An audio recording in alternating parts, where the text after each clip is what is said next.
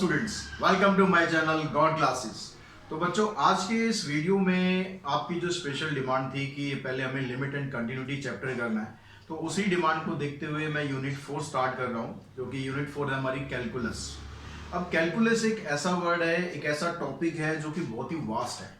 तो इसके अंदर बहुत सारी चीज़ें हमें पढ़ने को मिलेंगी, कुछ नई नई चीज़ें आप सीखेंगे यहाँ पर। तो हम बिल्कुल इसको इनिशियल से स्टार्ट करेंगे, सीधा लिमिट एंड कंटिन्यूटी नहीं, मैं पहले फंक्शन से स्टार्ट करूँगा जो आपका फर्स्ट टॉपिक है इसमें कैलकुलस में, ताकि आप आगे उससे रिलेट करते हुए उसको हम आगे प्रोसीड कर सकें। क्योंकि कैलकुलस जो टॉपिक है उसके अंदर आप फंक्शन भी पढ़ेंगे, लिमिट्स भी पढ़ेंगे, कॉन्टिन्यूटी, डेरिवेटिव, इंटीग्रेशन अभी इस साल आपके सिलेबस में नहीं है, मे बी 12th में आप पढ़ेंगे इंटीग्रेशन। तो कैलकुलस के अंदर ये सारे टॉपिक यहाँ पर इंक्लूड हैं। तो हम 1 बाय 1 इनको करते हुए चलेंगे, ताकि आप इसको स्टेप वाइज अगर समझते हुए चलेंगे तो आपको समझना इनके लिए बहुत आसान हो जाएगा। और एक बार आप जब इसके बेसिक्स समझ जाएंगे तो ये चैप्टर इतना इंटरेस्टिंग है, इतना मज़ेदार है कि इसमें आपको क्वेश्चंस करने में मज़ा आएगा। तो यहाँ पर सबसे पहले हम स्टार्ट करते हैं फंक्शन से। अब फंक्शन होता क्या है? फंक्शन नॉर्मली फंक्शन नहीं है कि आप शादी ब्याह में जा रहे हैं वो फंक्शन अटेंड कर रहे हैं। फंक्शन यहाँ पर अगर आपने देखो रिलेशन वाले मेरे वीडियोस देखे होंगे तो उससे आपको रिलेशन समझ में आ पाया होगा। जो आपका फर्स्ट यूनिट थी सेट्स एंड रिलेशन, जिसमें एक टॉपिक था, तो वो अगर आपने देखा है, रिलेशन के बारे में समझा नहीं समझा है, तो एक बार आप उस वीडियो को देख लें, ताकि रिलेशन आपको अच्छी तरह पता लग जाए रिलेशन क्या होता है। क्योंकि फंक्शन भी उसी से एसोसिएटेड भी है कि रिलेशन और फंक्शन दोनों एक दूसरे के साथ चलेंगे। तो फंक्शन एक्चुअली होता क्या है, it is a special case of relation. ये रिलेशन के अंदर ही कुछ स्पेशल केस होते हैं। एक सेट से दूसरे सेट में जब आप रिलेशन बनाते हो, उसमें से कुछ स्पेसिफिक टर्म्स होती हैं, वो फंक्शंस होती हैं। अब यानी आप फंक्शन को ये भी कर सकते हो कि फंक्शन जो होता है वो रिलेशन का सबसेट हो सकता है या फिर उसके इक्वल भी हो सकता है, depending on the various type of function. तो अगर हम इसकी मैथमेटिकल डेफिनेशन की अगर मैं बात करूं, तो फंक्शन को आप किस तरह से रिप्रेजेंट करेंगे उसको भी हम एक लाइन करके समझते हैं, क्योंकि हर तरीके से आपको समझ में आना चाहिए। तो फंक्शन क्या होता है? A and B are two non empty set, दो सेट है आपके पास, दोनों नॉन एम्प्टी सेट होने चाहिए। Then is subset of A cross B, यानी जो Cartesian product of A cross B होता है उसमें से कोई एक सबसेट जो होता है उसको आप फंक्शन बोलेंगे, या मैपिंग भी आप इसे बोल सकते हैं, ट्रांसफॉर्मेशन भी आप बोल सकते हैं, अलग अलग नाम है, पर नॉर्मली आप इसको फंक्शंस ही बोलते हैं। फ्रॉम ए टू बी, यानी सेट ए से सेट बी में फंक्शन कब बनेगा? If and only if for each x belongs to A, यानी जो पहले वाले जो उसमें जो टर्म्स आएंगी, जो एक्स होंगी, जो सेट ए को बिलोंग करेंगी, there exist a unique y belongs to B such that x y belongs to f. यानी जो पहला सेट होगा आपका, उसमें जो भी एलिमेंट्स हैं उन वो सारे के सारे एलिमेंट किसी दूसरे एलिमेंट से रिलेट करेंगे जो कि सेट बी के अंदर प्रेजेंट होगा। और जो ऑर्डर्ड पेयर है एक्स वाई, वो आपको जो फंक्शन दे रखा होगा उसके अंदर प्रेजेंट जरूर होना चाहिए। ऐसे नहीं है कि वो टर्म उसके अंदर ही नहीं है और आप उसको रिलेट करेंगे, तो ऐसा पॉसिबल नहीं है। तो थोड़ा सा आपको हो सकता है कि थोड़ा सा लग रहा हो यार क्या ये अजीब अजीब सी चीज़ें हैं, तो इसको हम और थोड़ा हम सिंपल कर लेते हैं। बिल्कुल सिंपल लैंग्वेज में अगर हम बात करें तो फंक्शन क्या होता है? A relation F from set A to set B set to B a function if every element of set A, यहां पर जरूर ध्यान रखना, every element of set A has one and only one image, one and only one image in set B. यानी जो set ए में जितने भी एलिमेंट हैं उन सभी की एक और सिर्फ एक इमेज अगर सेट बी के अंदर प्रेजेंट होती है तो आप उसको बोलेंगे कि ये फंक्शन है। इसको हम डिफरेंट मैपिंग से समझते हैं, जो उसका एरो डायग्राम होता है उससे आप समझते हैं कि यहाँ पर फंक्शन कौन से हो सकते हैं, कौन से नहीं हो सकते। तो जैसे बच्चों यहाँ पर देखो कुछ डायग्राम्स की तरफ एरो डायग्राम आपको दे रखे हैं, इनकी हेल्प से हम समझते हैं कि फंक्शन कौन सा हो सकता है और कौन सा नहीं हो सकता। ये समझने के बाद श्योर शॉट है कि आपको फंक्शन के बारे में कोई डाउट नहीं रहेगा कि आपको किसका फंक्शन अटेंड करना है, किसका फंक्शन अटेंड नहीं करना है। तो यहाँ पर देखो जो डेफिनेशन थी उसको हम एक बार फिर रिकॉल करते हैं। डेफिनेशन क्या थी? A relation is set to B a function from A to B if every element of set A, यहाँ पर बड़ा ध्यान देंगे, if every element of set A has one and only one image in set B. बस इस चीज को अगर आप ध्यान रखेंगे तो फंक्शन में कभी भी आपको कंफ्यूजन नहीं होगी। देखिए फर्स्ट एग्जांपल हम देखते हैं। यहाँ पर आपको देखो कि जो एरो डायग्राम है उसमें ए की जो इमेज है वो 1 है। ए अगर आपके पास कोई वैल्यू है तो उसकी इमेज यहाँ पर 1 बन रही है, यानी ए और 1 आपस में रिलेट हो रहे हैं। ई 2 के साथ रिलेट कर रहा है, आई 3 के साथ रिलेट कर रहा है, ओ 4 के साथ रिलेट कर रहा है और यू भी 4 के साथ रिलेट कर रहा है। तो अगर आप डेफिनेशन को देखो, पहले वाली हम देखते हैं कि एवरी एलिमेंट ऑफ सेट ए के जितने भी एलिमेंट है सारे किसी ना किसी से रिलेट कर रहे हैं। दैट मीन्स ये वाली इसमें कंडीशन फुलफिल हो रही है इसकी। अब देखते हैं one and only one image in set B, तो इनकी जो है वो एक ही इमेज सेट बी में बन रही है। तो देखो ए की एक इमेज है 1, ई की भी एक इमेज है 2, आई की भी एक इमेज है 3, ओ की भी एक ही इमेज है 4, यू की भी एक ही इमेज है 4। हालांकि ओ की और यू की दोनों की इमेज बन रही है, लेकिन आपको इसको देखना है ना, आपको इसको देखना है कि ओ की जो इमेज है वो एक ही है 4, ऐसे यू की भी एक ही इमेज है 4। तो इसका मतलब जो दूसरी कंडीशन है वो भी यहां पर फुलफिल हो रही है। दैट मीन्स ये फंक्शन है। अगर हम दूसरे पे देखें तो यहाँ तो आपको क्लियरली नजर आ ही रहा है कि ए की इमेज 1 है, ई की 2 है, आई की 3 है, ओ की 4 है और यू की 5 है। सबकी अलग अलग इमेज आ रही है। दैट मीन्स ये भी फंक्शन है। जो पहली डेफिनेशन है एवरी एलिमेंट ऑफ सेट ए, सारे एलिमेंट रिलेट कर रहे हैं, तो यानी ये भी फंक्शन हो गया। जब हम थर्ड वाले डायग्राम पे चलते हैं तो यहाँ पर जो पहली कंडीशन है एवरी एलिमेंट ऑफ सेट ए, ये यहाँ पर कंप्लीट नहीं हो रही है, क्योंकि यहाँ पर आप देख रहे हो ए ई आई ओ ये तो ना किसी से रिलेट कर रहे हैं, लेकिन बेचारा यू जो है वो किसी से रिलेट नहीं कर पा रहा है, वो किसी से कनेक्ट नहीं बना पा रहा है। दैट मीन्स ये फंक्शन नहीं है। तो जब इसका किसी के साथ कोई कनेक्ट ही नहीं होगा तो ये it is not a function. ऐसे अगर आप फोर्थ पे जाएं तो फोर्थ पे क्या है, एवरी एलिमेंट ऑफ सेट ए, ठीक है, जितने भी एलिमेंट है सेट ए के तो सबकी इमेज बन रही है, यानी पहली जो कंडीशन है वो तो वहां पर फुलफिल हो रही है। अब आगे कहता है one and only one image, लेकिन अगर आप देखो ध्यान से यहाँ पर एक ही जो इमेज है, एक ही इमेज 1 भी बन रही है और एक ही इमेज 2 भी बन रही है, यानी एक ही यहाँ पर 2 इमेज आ रही है। तो जो ये सेकंड वाली डेफिनेशन थी कि one and only one image, ये यहाँ पर फुलफिल नहीं हो रही है। दैट मीन्स क्या है कि ये भी फंक्शन नहीं है। तो आई थिंक अब आपको फंक्शन है या फंक्शन नहीं है इसको समझने में कोई भी दिक्कत नहीं होगी। क्लियरली आपको समझ में आ जाएगा कि फंक्शन ये है या नहीं है। अब फंक्शन में हम इसको एक दूसरे मैकेनिज्म की तरफ भी समझ सकते हैं कि मान लो आपके पास कोई एक मशीन है, ठीक है, ये कोई मशीन है। अब इस मशीन के अंदर एक फंक्शन काम कर रहा है। अब ये फंक्शन क्या होगा, ये अलग अलग तरीके से कुछ भी हो सकता है। मान लो फंक्शन आपको दिया हुआ है कि भाई x², तो अब इसके अंदर जैसे कोई भी मशीन होती है, मशीन कैसे काम करती है, उसके अंदर आप कुछ डालते हो, कुछ इनपुट देते हो, तो एक आउटपुट निकलता है। तो जो वो इनपुट है हमारा वो क्या है, वो हमारी x की वैल्यू है। जो इनपुट है हमारा वो क्या है, x की वैल्यू है। यहाँ पर आपने कोई इनपुट देना है, ठीक है, x की कोई वैल्यू है। जो उससे आउटपुट आएगा आपका वो कैसे आएगा, वो उस फंक्शन के अकॉर्डिंग आएगा कि हाँ जो इनपुट इसके अंदर आप दे रहे हो उससे आपका आउटपुट क्या बन रहा है, तो वो होता है हमारा fx। तो अब यहाँ पर मान लो सपोज आपके पास कोई फंक्शन दे दिया कि भाई जैसे यहाँ पर फंक्शन कह रहा है x², तो मैंने अगर x की वैल्यू यहाँ पर ली 1, x की वैल्यू मैंने यहाँ पर ली 1, तो मेरा आउटपुट क्या आएगा, उस x की वैल्यू 1 को मैं क्या करूँगा, यहाँ पर डालूंगा। यहाँ पर डालने का मतलब है कि मुझे 1 का स्क्वायर करना है। 1 का स्क्वायर करने पर रिजल्ट मेरे पास क्या आएगा, 1 आएगा। तो 1 की इमेज जो होगी वो क्या आ जाएगी, 1 आ जाएगी। ऐसे अगर मैं यहाँ पर इनपुट करूँ 2, x की वैल्यू अगर मैं 2 यहाँ पर डालता हूँ, तो ये जो फंक्शन है इस फंक्शन को, ये फंक्शन क्या करेगा, 2 का स्क्वायर कर देगा। 2 का स्क्वायर मतलब 4, तो अगर 2 की जो इमेज है वो क्या बन जाएगी, 4 बन जाएगी। तो इस तरह से डिपेंड करता है कि आपके पास फंक्शन क्या दिया हुआ है। तो जो इनपुट है जो आप इसमें डाल रहे हो वो इनपुट क्या होता है, उसको हम बोलते हैं डोमेन। अभी हम उसको मैथमेटिकली भी पढ़ेंगे कि मैथमेटिकली डिफाइन कैसे आप करते हो। और जो आपका आउटपुट आ रहा है इसमें, वो आउटपुट आपका जो आता है उसको हम बोलते हैं रेंज। क्या बोलते हैं, जो इनपुट होगा आपका वो क्या होगा, डोमेन होगा, और जो आउटपुट होगा वो आपकी रेंज आ जाएगी। अब इसको मैथमेटिकली देखते हैं कि आप किस तरह से डिफाइन करेंगे, किस तरह से लिखेंगे। तो बच्चों डोमेन और रेंज को हम थोड़ा और डीपली समझते हैं कि डोमेन क्या होती है, रेंज क्या होती है। ठीक है, domain let f be a function from set A to set B. आपको एक फंक्शन दिया हुआ है सेट ए और सेट बी में, then the set A is called domain of the function. जो सेट ए होगा, जो आपको पहले जो सेट दे रखा होगा, अगर फंक्शन ए टू बी है that means A is called domain of the function, and it is denoted by domain of function और written as value of X. यानी जो आप उसमें x की वैल्यू पुट करोगे, जो इनपुट होगा आपका, ठीक है, जो वैल्यू आप उसमें डालोगे, जो उस मशीन के अंदर जितना आप मटेरियल डालोगे, जो मटेरियल डालोगे वो क्या होगा, आपका डोमेन होगा। और जो सेट बी है, यानी जो फंक्शन आपका ए टू बी बन रहा था, उसमें जो बी सेट है उसको हम बोलते हैं कोडोमेन।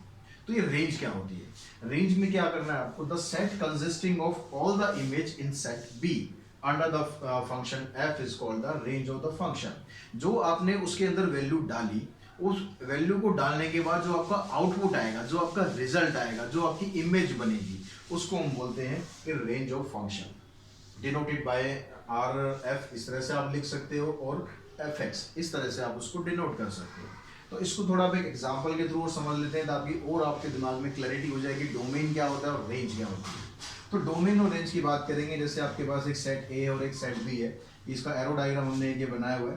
तो यहाँ पर जो 1 की इमेज है और 2, 3, 4, 5 सबकी इमेज है, क्योंकि ये फंक्शन है इसलिए यहाँ पर जितने भी एलिमेंट है सभी की कुछ ना कुछ इमेज तो बनेगी। अगर ऐसा नहीं हुआ तो वो फंक्शन ही नहीं होगा।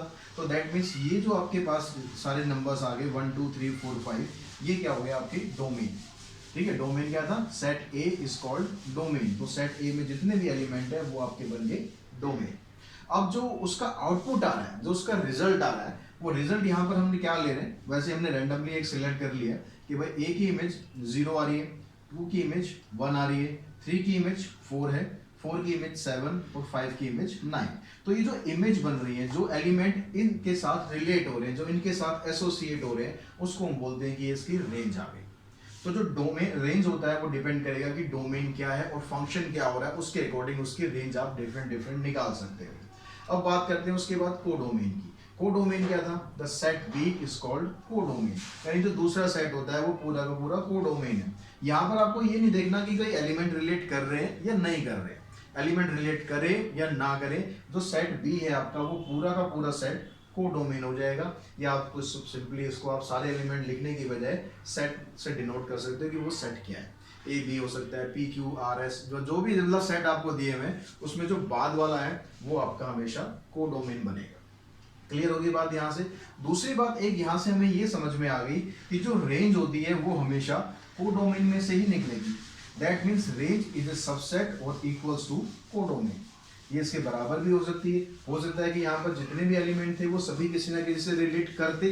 अगर ऐसा होता तो रेंज और कोडोमेन बराबर हो जाती, नहीं तो रेंज जो है वो हमेशा कोडोमेन का सबसेट तो जरूर होगा, ये तो 100% श्योर है।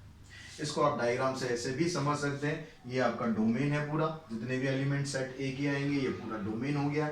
ये पूरा का पूरा सेट कोडोमेन है, उस कोडोमेन में से ही आपको कुछ रेंज मिलेंगी, यानी रेंज इज अ सबसेट और equals to codomain. I think आपको ये समझ में आ गया होगा कि फंक्शन क्या होता है, कोडोमेन क्या होती है, कैसे आप इसको निकाल सकते हैं। अब इसके कुछ क्वेश्चंस करने वाले हैं, जो एक्सरसाइज आपको दी हुई है इसमें ML अग्रवाल हम बुक यहाँ पर यूज कर रहे हैं। तो अगर आपके पास ये बुक है तो इसकी आप एक्सरसाइज निकाल सकते हैं 9.1।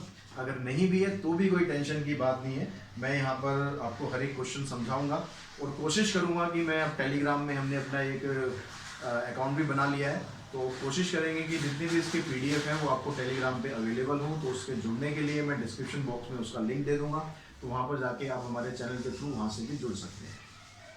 तो बच्चों यहाँ पर जो फर्स्ट क्वेश्चन दिया हुआ है, फर्स्ट क्वेश्चन में आपको कुछ एलिमेंट्स दिए हुए हैं। अब यहाँ से आपको बताना है कि ये फंक्शन है या नहीं है। अगर फंक्शन है तो उसका डोमेन और रेंज भी फाइंड करना है।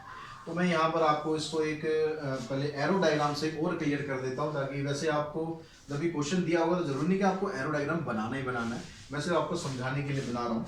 अब यहाँ पर देखो एरो डायग्राम अगर आप बनाएंगे तो पहला जो सेट है उसमें कौन से एलिमेंट आएंगे, जो फर्स्ट प्लेस पर एलिमेंट है वो पहले सेट के एलिमेंट होते हैं, तो A B C D।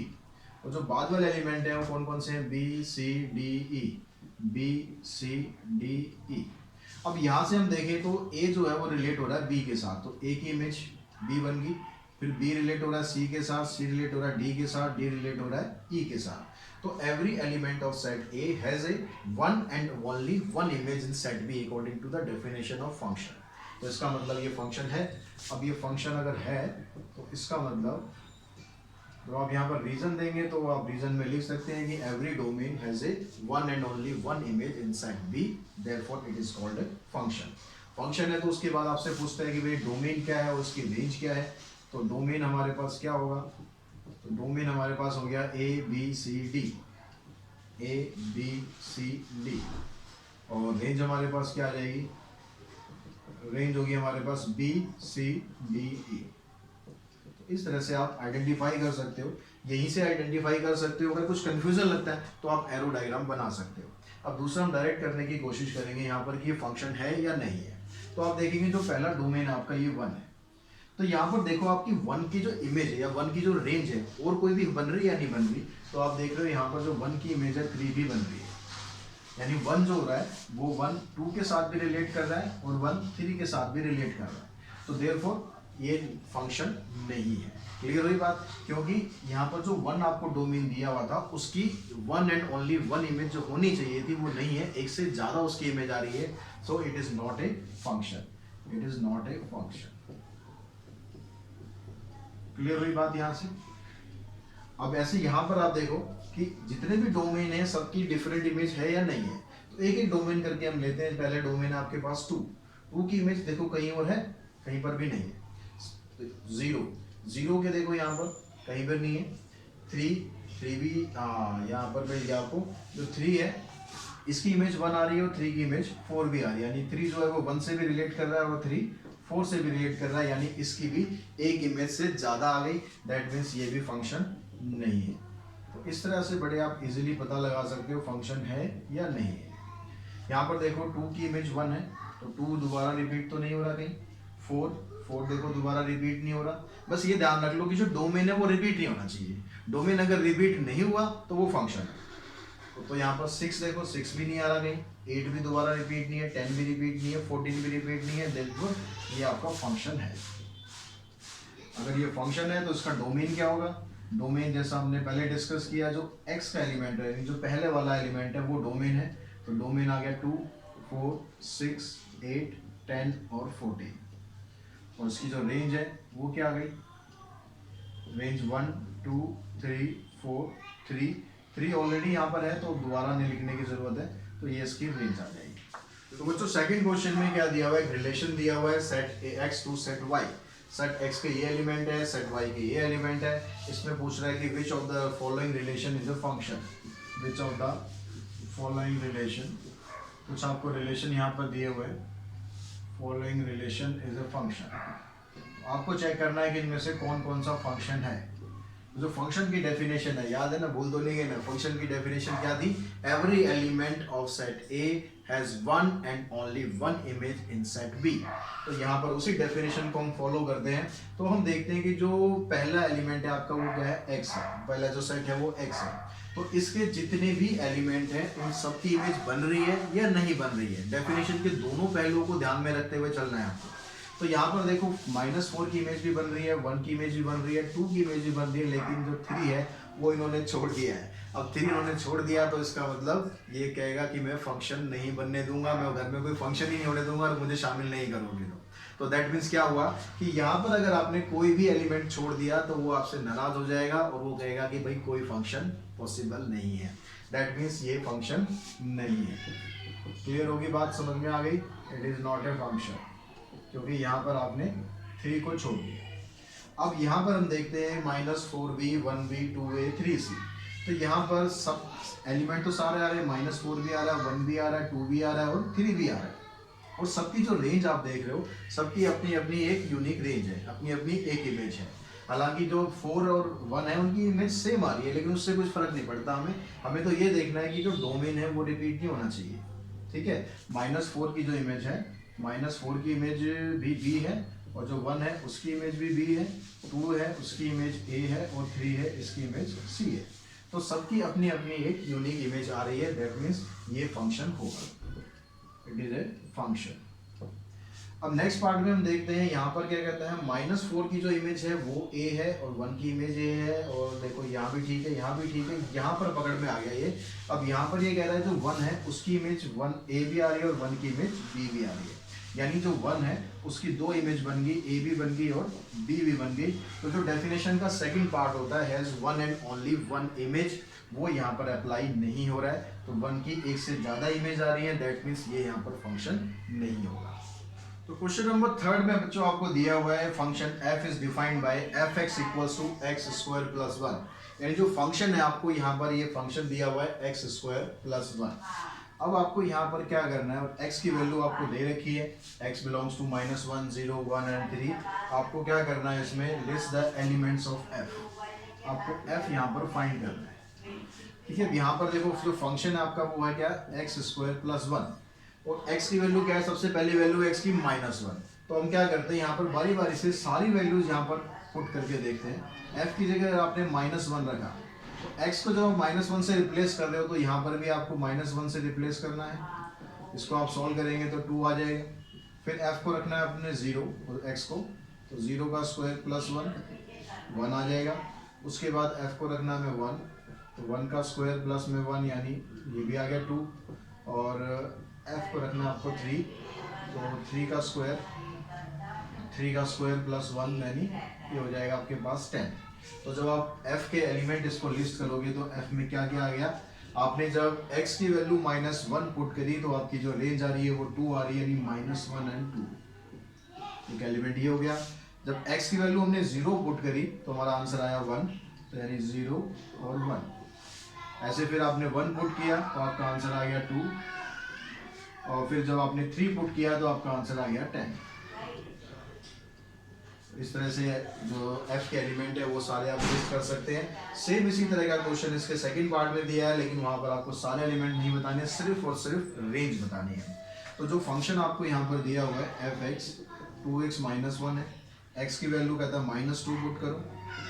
f ने -2 पुट किया, यानी 2 × -2 -1 -4 -1 -5 हो गया। फिर आपने 0 पुट किया, तो 2 × में 0 -1 आ जाएगा। फिर उसके बाद आपने 3 पुट किया, तो 2 × में 3 -1 5 आ गया। उसके बाद आपने 5 पुट करना है, तो 2 × में 5 -1 ये हो गया 9। तो आपसे सिर्फ इसने रेंज पूछी है, तो रेंज क्या होती है, जो आपका आउटपुट आता है, जो f(x) की वैल्यू आती है। तो आउटपुट हमारा क्या रहा है, ये तो सब इनपुट था, जो x की वैल्यू हमने उस मशीन में डाल दी वो तो इनपुट है। जो हमारा आंसर आ रहा है, आंसर क्या आ रहा है, ये हमारे आंसर आ रहे हैं। तो -5 -1 5 एंड 9 ये आपकी रेंज आ जाएगी। क्लियर हुई बात यहाँ तक। तो देखिए बच्चों, क्वेश्चन नंबर 4 में आपको ये एक एरो डायग्राम दे रखा है। इस एरो डायग्राम की हेल्प से कह रहा है list the pair that satisfy the relation. आपको यहाँ पर पेयर बनाने जो रिलेशन को सेटिस्फाई करे, मतलब कौन सा एलिमेंट किससे रिलेट हो रहा है। तो पहले हम इतना काम कर लेते हैं, बाकी का क्वेश्चन बाद में देखते हैं। तो देखो -1 रिलेट हो रहा है 1 के साथ, तो आपके जो पेयर है वो ये बन गया -1 1। उसके बाद देखो 0 किसके साथ रिलेट हो रहा है, 0 0 के साथ रिलेट हो रहा है। 1 फिर 1 के साथ रिलेट हो रहा है। 2 को आप देखेंगे तो ये 2 4 के साथ रिलेट हो रहा है, और -2 भी 4 के साथ रिलेट हो रहा है। तो ये हमने इसके पेयर की लिस्टिंग कर दी। अब कहता है कि इसका रिलेशन है फंक्शन, ये रिलेशन फंक्शन है या नहीं है। तो फंक्शन की जो डेफिनेशन है, फिर उसके अकॉर्डिंग आप चलते हैं। All the element of set ए, सारे एलिमेंट की इमेज बन रही है, कोई सा खाली तो नहीं है, कोई सा रूठा हुआ तो नहीं है, सबकी इमेज बन रही है। फिर हम देखते हैं कि सबकी यूनिक इमेज बन रही है नहीं बन रही। देखो -1 की इमेज भी एक ही बार है, और 0 की भी एक बार है, 1 की भी एक बार है, 2 की भी एक इमेज है, और -2 की भी एक ही इमेज है, यानी ये फंक्शन है। तो यहाँ पर हम लिखेंगे yes it is a function. अब उसके बाद आपसे क्या पूछता है, find the rule for the correspondence. या जो फंक्शन आप बता रहे हो कि ये फंक्शन है, तो उसमें कौन सा रूल अप्लाई हो रहा है। तो इसके लिए आपको यहाँ पर बड़े ध्यान से समझना पड़ेगा, देखना पड़ेगा, एक ऐसा रूल फाइंड करना पड़ेगा जो इन सब के लिए एप्लीकेबल हो। तो यहाँ पर आप देखोगे आपके पास रूल क्या बन रहा है। रूल हमारे पास यहाँ पर आप ध्यान से देखेंगे तो रूल बन रहा है x²। कैसे, अगर आप देखो -1 का स्क्वायर करोगे तो आंसर 1 आएगा, 0 का स्क्वायर करोगे तो 0 आएगा, 1 का स्क्वायर करोगे 1 आएगा, 2 का स्क्वायर करोगे तो भी 4 आएगा, और -2 का स्क्वायर करेंगे तो भी 4 ही आएगा। यानी आप जो ये वाली जो वैल्यूज हैं उन सब का स्क्वायर करेंगे तो आपके पास उसकी रेंज आ जाएगी। तो यहाँ पर ये फंक्शन काम कर रहा है। क्लियर होगी बात यहाँ पर। नेक्स्ट क्वेश्चन में भी आपको एक एरो डायग्राम दिया हुआ है। यहाँ भी पहले कह रहा है कि बस के ऑर्डर्ड पेयर आप बनाओ, तो ऑर्डर्ड पेयर आप बनाएंगे। p के साथ क्या आ गया, आपकी 3 आ गया, q के साथ 7 हो गया, r के साथ भी 7 हो गया, और s के साथ 1 हो गया। तो ये आपके ऑर्डर्ड पेयर आ गए। आप कहता है कि इसकी डोमेन बताओ, कोडोमेन बताओ, रेंज बताओ। तो डोमेन हमारे पास क्या आ गई, डोमेन हो गया जो पहले वाले सेट के एलिमेंट है, P Q R S. Codomain, codomain का मतलब जो बाद वाला सेट है, आप उसको सिंपली बी भी लिख सकते हो। उसके बाद रेंज, रेंज यहाँ पर क्या क्या बनेगी, 1, 3 और 7। जो एलिमेंट किसी ना किसी के साथ रिलेट कर रहे हैं, सिर्फ आपको वो एलिमेंट लिखने हैं, 1, 3, 7। अब क्या पूछता है उसके बाद, is the relation a function. अब यहाँ पर फिर वो फंक्शन की डेफिनेशन के अकॉर्डिंग देखो, every element of set A has a one and only one image. तो सारे एलिमेंट की इमेज बन रही है और सबकी एक ही अलग अलग इमेज बन रही है, किसी की इमेज रिपीट नहीं हो रही है। दैट मीन्स ये भी फंक्शन है। Yes, it is a function. तो इस तरीके से आप इन दोनों क्वेश्चन को अप्लाई कर सकते हैं। तो बच्चों नेक्स्ट क्वेश्चन में दिया हुआ है आपको, एक सेट ए है आपके पास और फंक्शन ये दिया हुआ है x बिलोंग्स टू ए, यानी x की वैल्यू आपको कहाँ से लेनी है, x की वैल्यू -2, -1, 1 और 2। तो आपसे पूछ रहे हैं यहाँ पर डोमेन क्या है। अब डोमेन यहाँ पर देखो, डोमेन क्या होता है, जो आप x की वैल्यू पुट करते हो वही तो डोमेन होता है। तो x की वैल्यू क्या है आपकी, x बिलोंग्स टू ए, यानी डोमेन आ गया आपका -2, -1, 1 एंड 2। अब रेंज क्या आएगी, जो उसका आंसर आएगा। आंसर क्या आएगा यहाँ पर देखो, जब आपने यहाँ पर x की वैल्यू पुट करी -2, तो आपकी जो रेंज है यानी fx आपका क्या बन रहा है यहाँ पर, इसको आप ऐसे भी समझ सकते हो कि fx की वैल्यू आ रही है 1/x। तो जब आपने x की वैल्यू यहाँ पर पुट करी -2, तो ये बन गया 1/-2। तो इसकी रेंज आ गई पहली -1/2। ऐसी नेक्स्ट वैल्यू क्या है, -1। जब आप यहाँ पर -1 पुट करोगे तो आपका आंसर आ जाएगा -1। ऐसे जब आपने 1 पुट करेंगे यहाँ पर वैल्यू, तो 1/1, 1/1 क्या होता है, 1 हो जाता है। और जब आप यहाँ पर 2 पुट करेंगे तो आ जाएगा 1/2। तो ये आ गई आपकी रेंज। अभी आगे पूछता है कि is f is a function. Yes, f is a function. क्यों है फंक्शन, क्योंकि every element of set A has one and only one image in set B। कहीं रिपीट तो नहीं हो रही ना। देखो -2 की इमेज ये आ रही है, -1 की ये आई, 1 की ये आ गई और 2 की ये आ गई। तो सबकी अपनी अपनी एक अलग अलग इमेज आ गई, तो इसका मतलब ये फंक्शन है। तो नेक्स्ट क्वेश्चन पे चलते हैं। नेक्स्ट क्वेश्चन में कहता है, जो आपको फंक्शन दिया हुआ है fx equals to ax plus b है and a and b both are belongs to integer. और आपको ये दो एलिमेंट दे दिए, f-1 की वैल्यू -5 है और f3 की वैल्यू 3 है। तो अब यहाँ पर देखें कि ये अगर इस एलिमेंट को आप यहाँ पर पिक करते हैं, अब इस एलिमेंट को पिक करने का मतलब है कि आपने x की वैल्यू -1 पुट करी, तो उससे आपका जो आउटपुट है वो आ गया -5। यहाँ पर इनपुट क्या है, यानी x की वैल्यू क्या है, -1। जो आउटपुट आ रहा है यानी जो रेंज है fx की वैल्यू वो क्या है, -5। तो आप इसको यहाँ पर अप्लाई करेंगे तो fx की जगह पुट कर देंगे -5 इक्वल्स टू a, x की जगह पुट कर देंगे -1 प्लस b। अब यहाँ से इसको आप सिंप्लीफाई करें तो आपके पास ये इक्वेशन आ गई, ये आपकी इक्वेशन बन गई फर्स्ट। ऐसे जब आप दूसरे वाले इसको लेते हैं तो यहाँ पर इनपुट क्या है, यहाँ पर इनपुट भी 3 है और यहाँ आउटपुट भी 3 है, दोनों में 3 है। तो आपको x की जगह भी 3 पुट करना है और आपको fx की जगह भी 3 पुट करना है। तो यहाँ से आपके पास इक्वेशन बन गई 3 equals to 3a plus b। अब ये दो इक्वेशन आपके पास आ गई हैं, इनको आपको सिंप्लीफाई करना है using elimination, substitution, cross multiplication, जो मेथड आपको अच्छी तरह आता है। तो यहाँ हम सिंपल इसको एलिमिनेशन से कर लेते हैं। उसमें आप यहाँ पर साइन चेंज कर दें, b से b कैंसिल हो जाएगा, इधर -8 बच गया, इधर -4a, यानी a की वैल्यू आ गई आपकी 2। अब a की वैल्यू 2 आ गई तो उसको फर्स्ट इक्वेशन में पुट करके वहां से आप b की वैल्यू फाइंड कर सकते हैं। फर्स्ट इक्वेशन क्या थी हमारे पास, -5 equals to -a plus b। इस -2 को इधर लाएंगे, +2 हो जाएगा, तो b की वैल्यू आ जाएगी -2। नेक्स्ट क्वेश्चन है, उसमें भी आपको कुछ इसी तरह से दिया हुआ है, a और b की वैल्यू आपको फाइंड करनी है। ठीक है, बाहर से थोड़ा सा हल्का फुल्का बच्चों का शोर आ रहा है तो उस पर ध्यान ना देकर मेरी बात पर ध्यान देना। तो यहाँ पर जो फंक्शन है उसमें ये आपको fx दिया हुआ है, x ये है, ये fx हो गया। इसको हम ऐसे लिख लेते हैं कि fx की वैल्यू है आपके पास 3x - 5। आपको समझने में थोड़ा आसानी हो जाएगी। Find the value of a and b given that a4 and 1b belongs to f। अब यहाँ पर कह रहा है कि जो a4 है वो इस फंक्शन को बिलोंग कर रहा है, because a4 belongs to f। इसका मतलब क्या हुआ, जो डोमेन है यानी जो इनपुट है वो दिया हुआ है आपको a और जो आउटपुट है वो दिया हुआ है 4। तो आउटपुट क्या है हमारे पास, आउटपुट हो गया fx।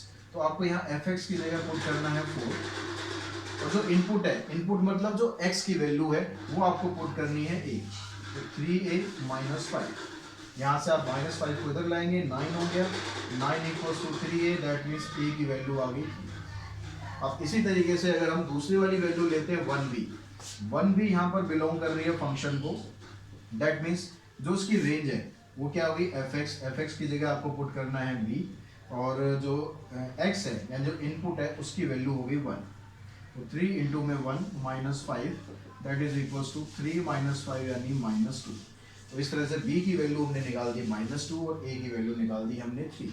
तो इस क्वेश्चन के साथ ही हमारी ये एक्सरसाइज कंप्लीट हो जाती है, साथ ही हम ये वीडियो भी अपना यहीं पर कंप्लीट करते हैं। और आई होप आपको ये वीडियो में समझ में आया होगा कि फंक्शन क्या होता है, कैसे उसकी डोमेन निकालते हैं, रेंज निकालते हैं। और वीडियो आपको पसंद आया तो वीडियो को लाइक शेयर जरूर करें अपने दोस्तों के साथ, और साथ ही चैनल को सब्सक्राइब करके रखें, बेल आइकन को प्रेस करें ताकि आगे आने वाली वीडियो भी आपको लगातार मिलती रहे। तो आज के वीडियो में इतना ही। Thanks to all of you.